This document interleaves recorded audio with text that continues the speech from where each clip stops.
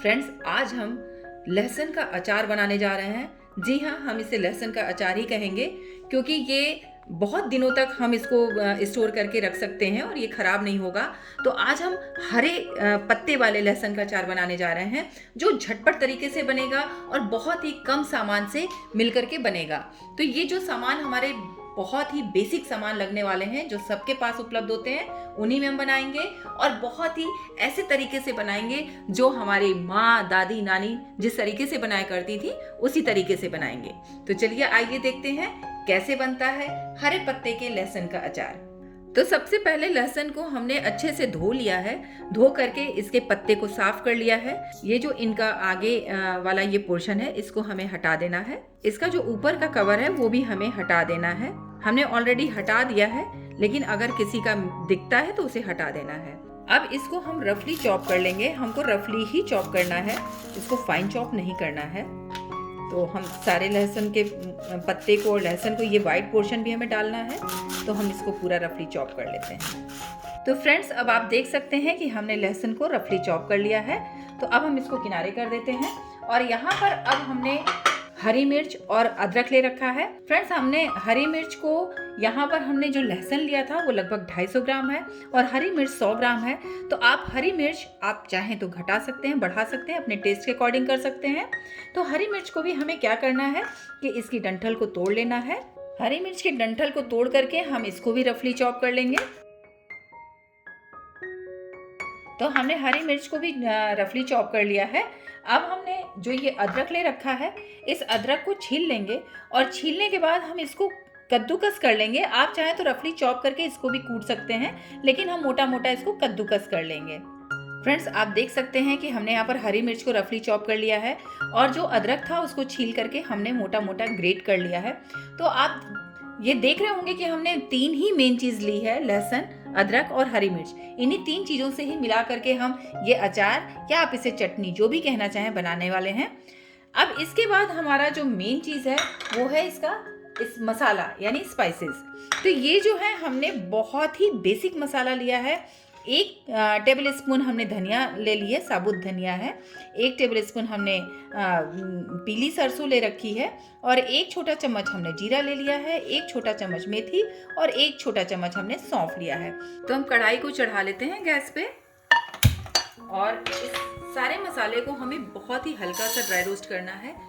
इसका कलर नहीं बदलना है, हमें बहुत ही हल्का सा ड्राई रोस्ट करना। हमें मसाले को बहुत धीमी आंच पे ही रोस्ट करना है। अब इसमें एक अच्छी सी खुशबू आने लगी है और लगभग ये हमारा मसाला रोस्ट हो चुका है। हमने पहले ही बताया था कि हमको इसका कलर नहीं चेंज करना है। अब ये बिल्कुल बहुत ही अच्छी सी खुशबू आ रही है, तो मैंने गैस यहाँ पर ऑफ कर दिया। अब इसे हमें एक प्लेट में निकाल लेना है क्योंकि कढ़ाई काफ़ी गर्म है।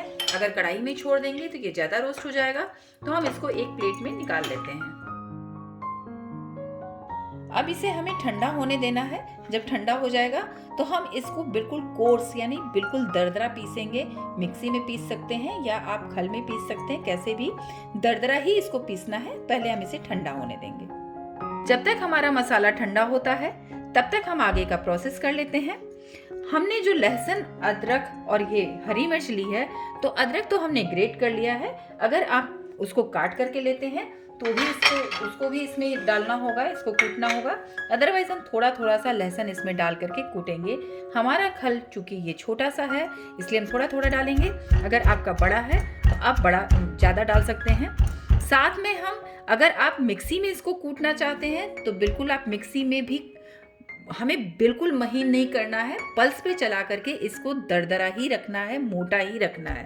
तो बिल्कुल कोर्स आप पीस लीजिएगा, क्योंकि हम उस स्टाइल में बना रहे हैं जैसे हमारी माँ, दादी, नानी बनाया करती थी। अब आप देख सकते हैं कि ये जैसा ये कुटा हुआ है बिल्कुल ऐसा ही हमको कोर्स रखना है।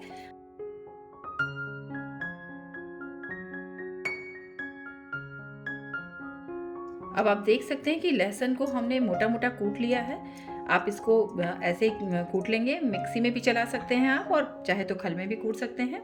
अब यहाँ पर हमने जो हरी मिर्च ली है इसको भी हमें खल में कूट लेना है। ऐसे मोटा मोटा ही कूटना है, कोर्स ही कूटना है। ये अचार एक ऐसा अचार है जिसको जैसे ही आप बनाएंगे तभी से आप इसको खाना शुरू कर सकते हैं। ये बहुत ही टेस्टी बनने वाला है और बहुत ही कम मसालों में बनने वाला है।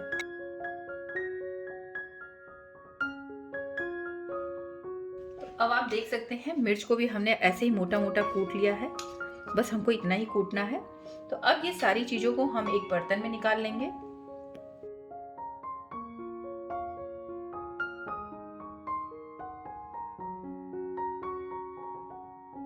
अब आप देख सकते हैं सारा कुछ हमने एक बड़े से बोल में निकाल लिया है, क्योंकि मिक्स करने में आसानी रहेगी।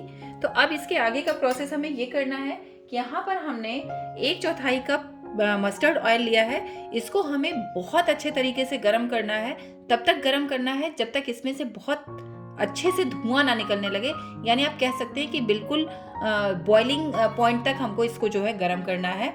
जब तक हमारा ये ऑयल गर्म हो रहा है तब तक हमने जो ये मसाला भून कर रखा था, इस मसाले को मैं दरदरा कूट लेती हूँ मिक्सी में, मिक्सी चला लेती हूँ। अब आप देख सकते हैं हमने इसको बिल्कुल कोर्स पीस लिया है, जैसा हमको चाहिए बिल्कुल वैसा ही पिसा हुआ है ये। अब हम इधर ऑयल देख लेते हैं। अब आप देख सकते हैं तेल बहुत अच्छे तरीके से गर्म हो चुका है, इसमें पूरा धुआं आने लगा है।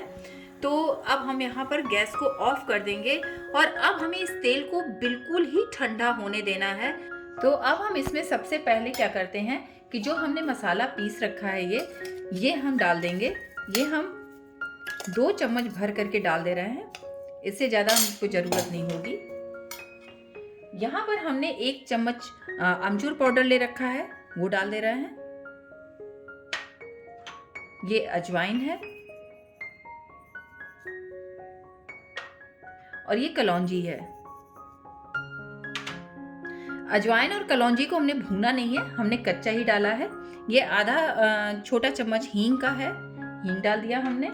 और यहाँ पर हम टेस्ट के अकॉर्डिंग नमक डाल लेंगे।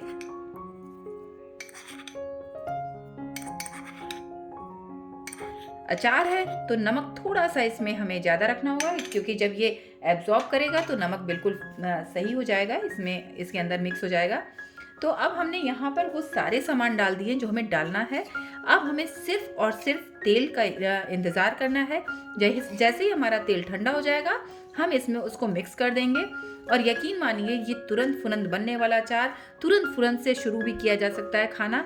तो अब ये अगर आपको इसको लंबे समय तक स्टोर करना है तो आप बस 2-3 दिन खूब करारी धूप इसको दिखा दीजिएगा किसी फैले हुए बर्तन में, और आप निश्चिंत होकर के इसको स्टोर करके रखिए। ये महीनों नहीं खराब होने वाला है। और आप इसको फ्रिज में रखें या बाहर रखें, कैसे भी रखें, ये बिल्कुल नहीं खराब होने वाला है। बस एक ध्यान रखना है कि हमें इसको किसी भी कांच के बर्तन में या कांच के मर्तबान में रखना होगा, किसी प्लास्टिक के बर्तन में नहीं रखना है। तो फ्रेंड्स अब हमारा ऑयल ठंडा हो चुका है, तो अब हम मिला लेते हैं।